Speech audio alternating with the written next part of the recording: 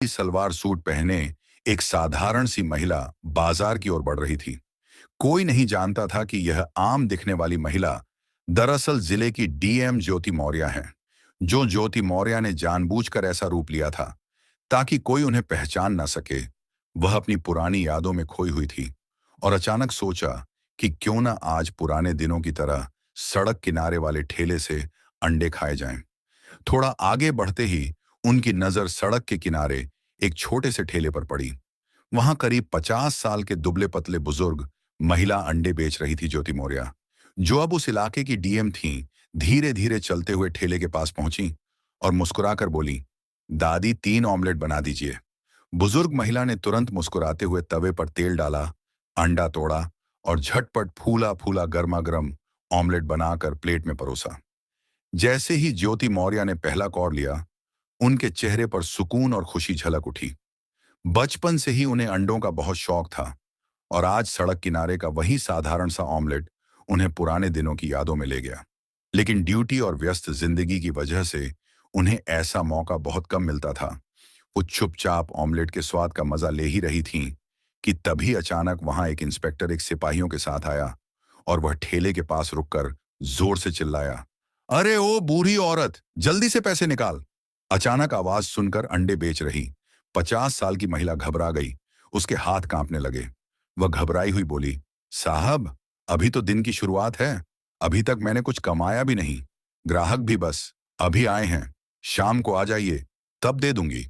अभी सच में पैसे नहीं हैं। यह सुनते ही इंस्पेक्टर आग बबूला हो गया। उसने बिना कुछ सोचे समझे उस महिला के गाल पर जोरदार थप्पड़ जड़ दिया। यह नजारा देखकर डीएम ज्योति मौर्य का खून खौल उठा। उन्होंने तुरंत आगे बढ़कर सख्त आवाज में कहा, रुकिए इंस्पेक्टर साहब, आप इनसे किस बात के पैसे मांग रहे हैं? और क्यों? किस हक से आपने इन्हें थप्पड़ मारा? आपको कोई अधिकार नहीं है किसी गरीब मेहनतकश महिला के साथ ऐसा व्यवहार करने का। इंस्पेक्टर मोहित ने घूरते हुए ज्योति से कहा, तुम कौन होती हो बीच में बोलने वाली? तुम बीच में मत पड़ो। तुम्हें पता भी है बात क्या है। ज्यादा बोलेगी तो अभी यहीं गिरफ्तार कर लूंगा। चुपचाप खड़ी रहो। ज्योति ने गुस्से में आंखें तरेड़ते हुए जवाब दिया, देखिए, आप जो कर रहे हैं वह बिल्कुल गलत है। कहीं भी कानून में नहीं लिखा है कि आप गरीबों से वसूली करें। आप इस महिला पर जुल्म कर रहे हैं और इसका अंजाम आपको भुगतना पड़ेगा। सुधर जाइए। यह सुनते ही इंस्पेक्टर मोहित आग बबूला हो गया। उसने बुरी तरह अपना आपा खो दिया और ज्योति के गाल पर एक जोरदार थप्पड़ जड़ दिया। थप्पड़ इतना तेज था कि ज्योति थोड़ा लड़खड़ा गई, लेकिन तुरंत खुद को संभाल लिया। उनकी आंखों में अब गुस्से की ज्वाला थी। उसने चिल्लाते हुए बोला, आपने मुझ पर हाथ उठाया है, अब मैं आप पर एफआईआर दर्ज करवाऊंगी। इंस्पेक्टर मोहित सिंह हंस पड़ा और धमकी भरे लहजे में बोला, एफआईआर? तुझे समझ नहीं आया? अगर ज्यादा बोली तो इतना मारूंगा कि घर तक नहीं जा पाएगी। निकल यहां से, वरना धक्के मारकर भगा दूंगा। इतना कहकर वह फिर से अंडे बेचने वाली बुजुर्ग महिला की ओर मुड़ा। उसने उसका कॉलर पकड़ लिया और चीखते हुए बोला, अबे औरत, ज्यादा होशियारी मत कर। जल्दी से पैसे निकाल, वरना तेरा ठेला यहीं सड़क पर तोड़ दूंगा। यह कहते ही इंस्पेक्टर ने गुस्से में ठेले पर एक जोरदार लात मार दी। ठेला उलट गया और सारे अंडे सड़क पर बिखर गए। बेचारी महिला डर के मारे कांप उठी। उसकी आंखों से आंसू छलक पड़े। वह घुटनों के बल बैठकर बिखरे हुए अंडे समेटने लगी और रोते हुए बुदबुदाने लगी, हे भगवान, ये क्या हो गया? तभी इंस्पेक्टर मोहित सिंह गुस्से में अपना डंडा उठाया और बुजुर्ग महिला की पीठ पर जोर से दे मारा। महिला दर्द से चीख उठी और हाथ जोड़कर गिड़गिड़ाने लगी, साहब, मैं सच कह रही हूं, अभी तक कुछ कमाया ही नहीं। शाम को आइएगा, जो भी कमाऊंगी दे दूंगी। प्लीज मुझे मत मारिए, प्लीज माफ कर दीजिए। यह दृश्य देखकर ज्योति मौर्य का खून खौल उठा।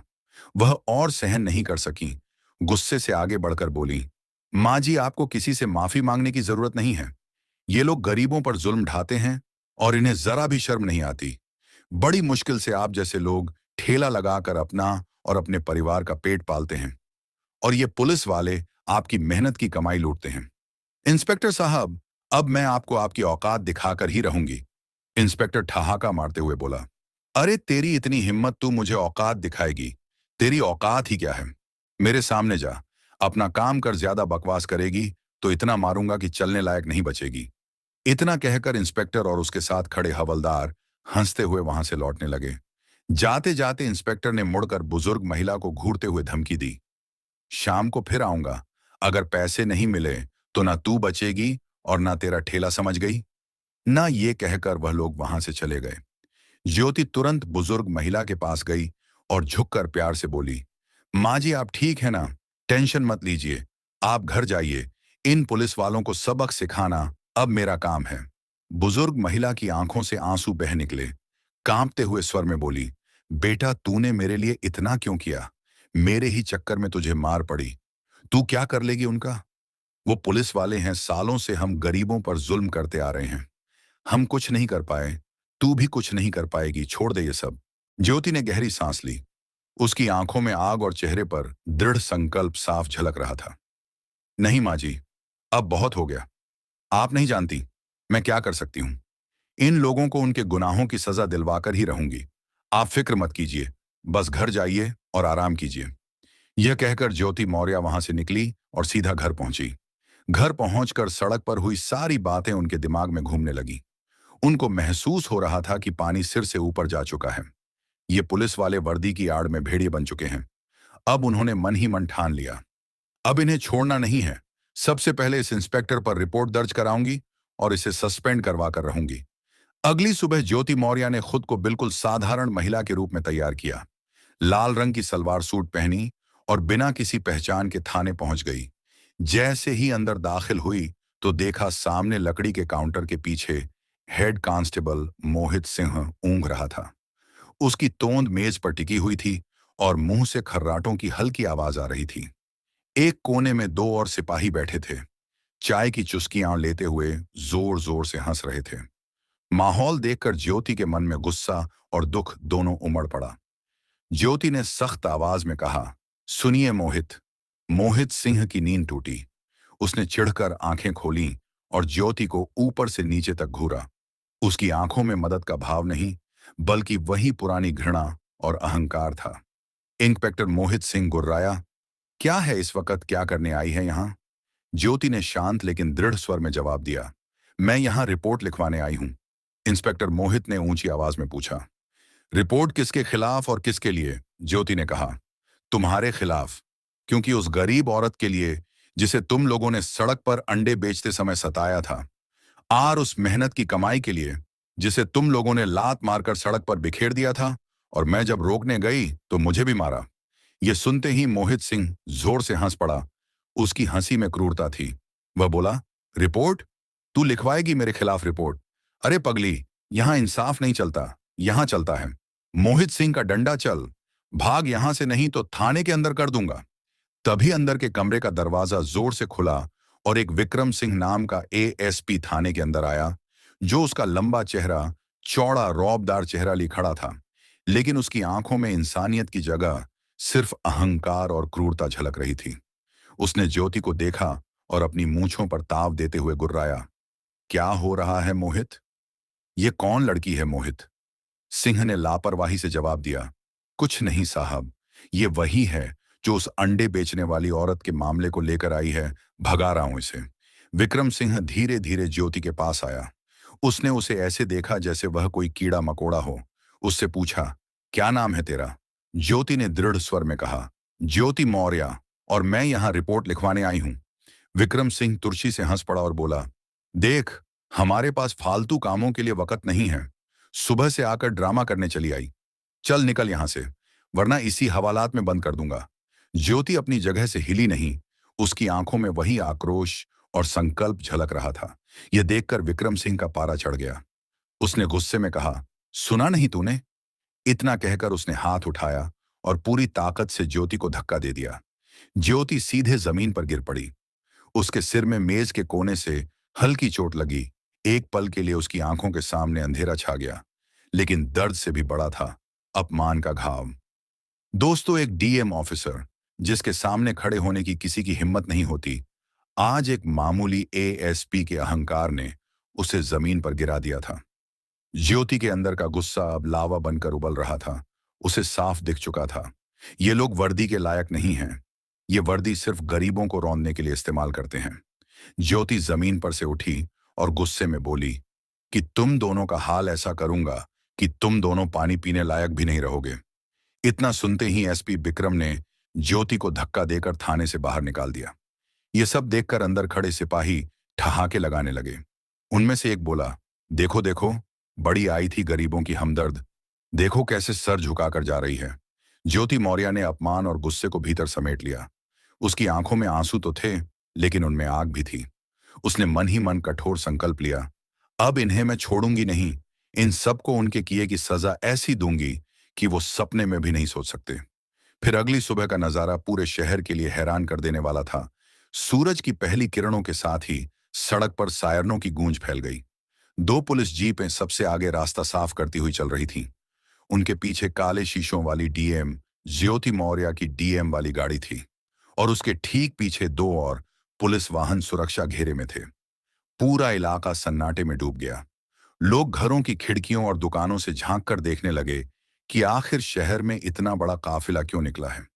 जैसे ही काफिला थाने के मुख्य दरवाजे पर आकर रुका, गाड़ियों के दरवाजे एक साथ खुले।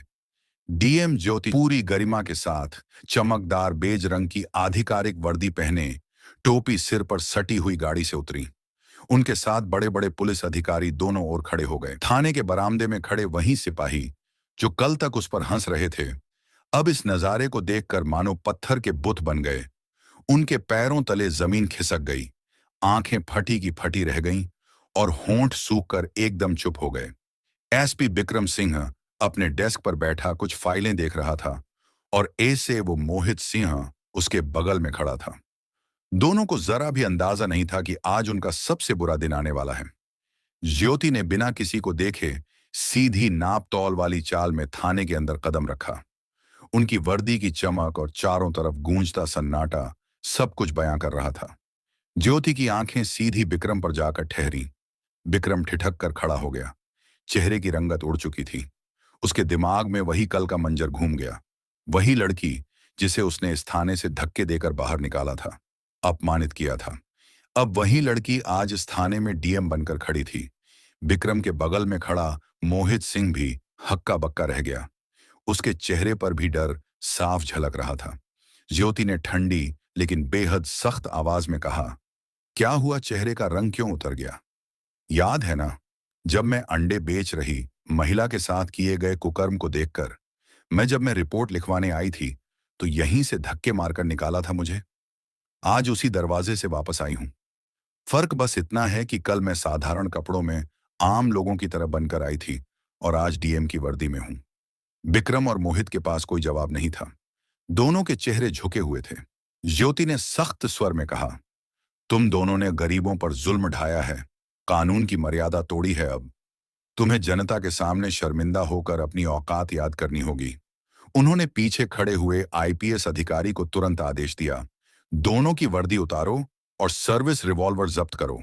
वर्दी उतरवाने के बाद ज्योति मौर्य ने और भी सख्त आदेश दिया, अब इन दोनों को वहीं बाजार ले जाओ जहां वह बुजुर्ग महिला अंडे बेच रही थीं और जनता के सामने इनसे माफी मंगवाई जाए। पूरा थाना और सुरक्षा काफिला बाजार की ओर बढ़ा। बाजार में लोगों की भारी भीड़ इकट्ठा हो गई थी। वहीं बुजुर्ग महिला अपने अंडे बेच रही थी। ज्योति ने भीड़ के सामने कहा, याद रखो, जो गरीबों का हक मारता है उसका यही हश्र होता है। फिर उन्होंने एसपी विक्रम सिंह और मोहित सिंह को कहा, अब झुको और इन बुजुर्ग महिला से माफी मांगो। भीड़ सन्नाटे में खड़ी देख रही थी। दोनों अपराधियों ने कांपते हाथ जोड़कर करीना देवी से माफी मांगी, लेकिन सजा यहीं खत्म नहीं हुई। ज्योति मौर्य ने अगले ही पल आदेश दिया, अब इन्हें सफेद गंजी और हाफ पैंट में पूरे बाजार में दौड़ाया जाए। आगे आगे ये दोनों भागेंगे और पीछे पीछे मेरा काफिला चलेगा, ताकि लोग देखें कि सत्ता का दुरुपयोग करने वालों का अंजाम क्या होता है। कुछ ही देर बाद पूरा शहर यह नजारा देख रहा था। आगे आगे विक्रम सिंह और मोहित सिंह पसीने पसीने होकर अपमानित दौड़ रहे थे और पीछे पीछे डीएम ज्योति मौर्य की शाही गाड़ी और पुलिस अफसरों का काफिला चल रहा था। लोग तालियां बजाकर इस न्याय की मिसाल का स्वागत कर रहे थे। हर कोई यही कह रहा था, सच्चा न्याय हुआ है।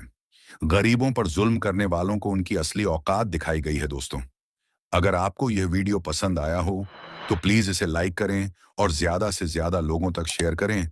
और हाँ, हमारे चैनल को सब्सक्राइब करना बिल्कुल ना भूलें।